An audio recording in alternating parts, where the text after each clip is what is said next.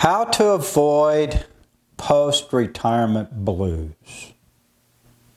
Hi, I'm Angie. Hey, I'm Eddie. Thanks for joining us at Life Squared. You bet.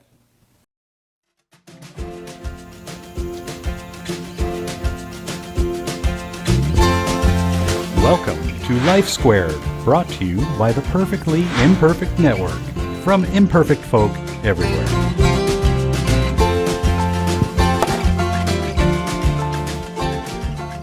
Avoiding the post-retirement blues.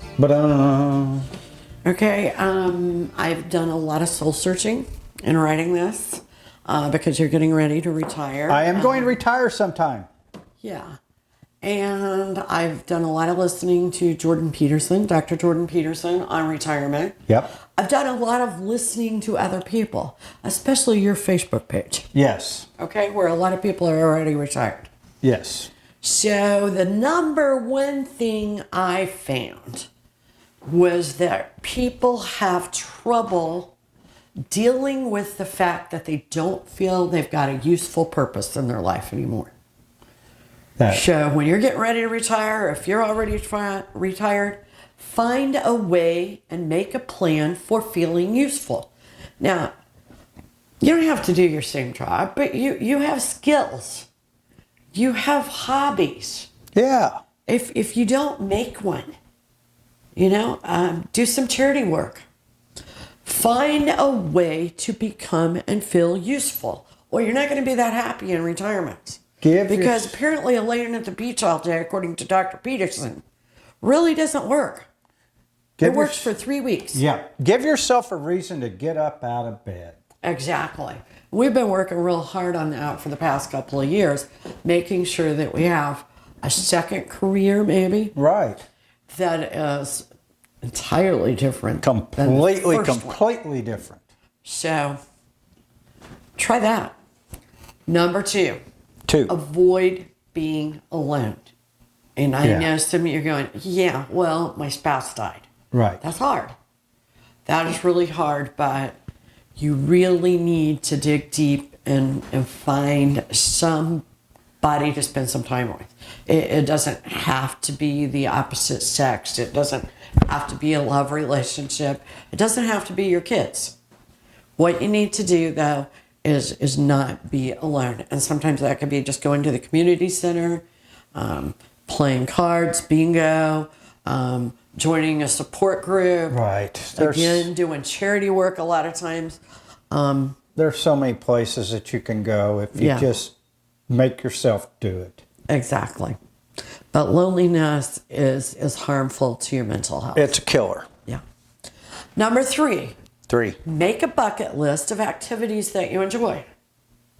We've been working on one for a couple of years upstairs. Right. And make it, add some small things like I want to tour Europe for 3 months. Okay, well, most of us do. And with the way things are going and illnesses around the world, some of the things we wanted to do, we're not going to be able to do for a while. Right.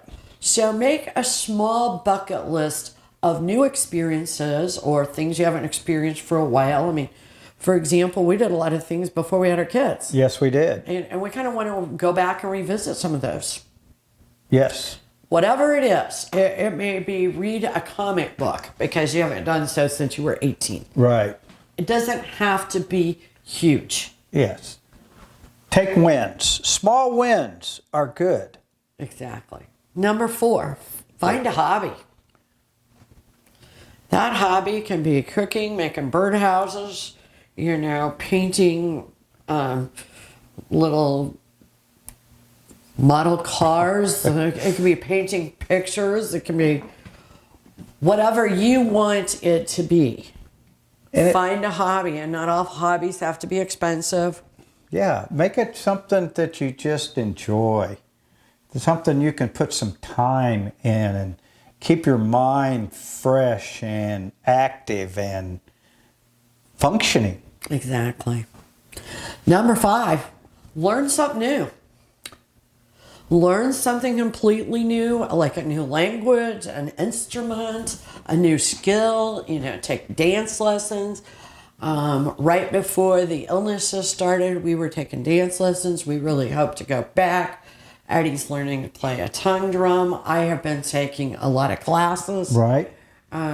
Mostly online because of the climate out there. Right. And learning new things. Yeah.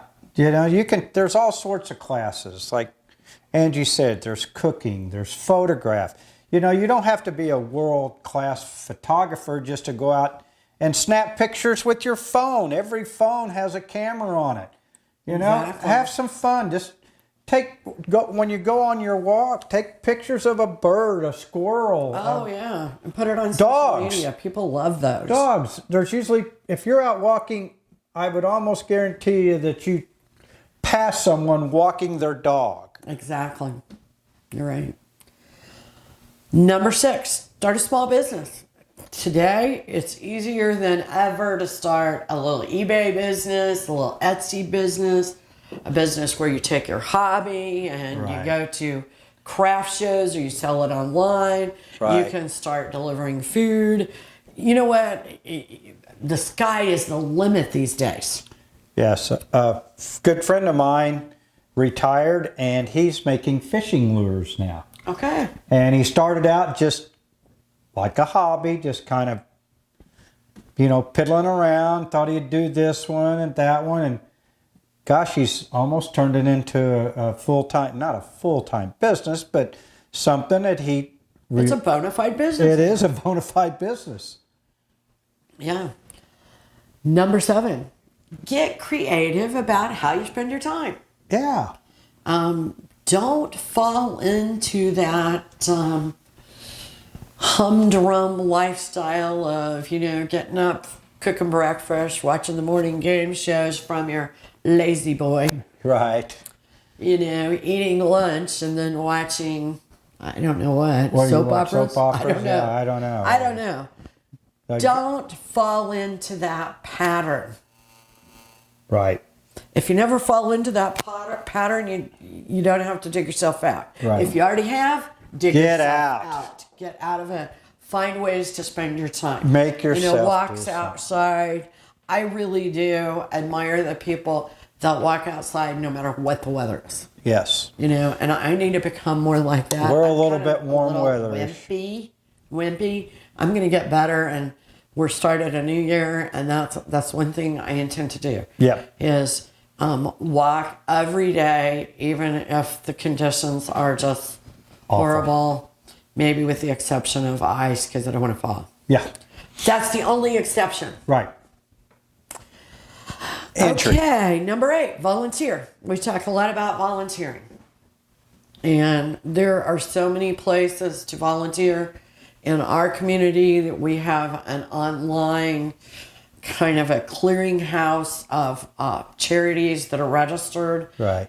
You can go to this one site and find charities and causes that need help. I'm sure wherever you live, it's probably like that too. Right. And if you don't think that they will not welcome you with open arms, you're crazy. Exactly. And, if you have a church or a synagogue, they've always got groups. There's always something you can do. Exactly. Number 9, just construct a new routine. For example, if you've already got that bad routine, that lazy boy routine, I call it. Yeah. Construct a new one. Write it down. Make yourself adhere to it. Mark it off as you spend time outside of that lazy boy. Give yourself credit. Yeah. If you have to reward yourself, do it. Yes. If I don't set the lazy boy today, then I will get a piece of dark chocolate tonight. Yes. I'm in. It sounds Okay. like what you would do for your children, Yeah. but you know what? We're all children. Bribery works. Bribery works, even for yourself. Yeah. Number 10, assess your finances so you don't have to worry about them. And, finances are different from everybody. Right. And everybody has a different way of living. Construct your life where you don't have to worry about the finances. Right. I really got tired of sites that every time I look up retirement, that's all it talks about. Yeah. Well, you've already failed Right. with your finances. Yeah. You should have done that 35 years ago. Retirement only means worrying about your finances. No. We don't want to get hung up talking about it. Just make it, if you've got to downsize to not have to worry about your finances, then do Downsize. it. We talk about it all the time. At this point, we don't have to downsize, but if we ever do, we're going to do it before we sit around worrying about money every day. That's right.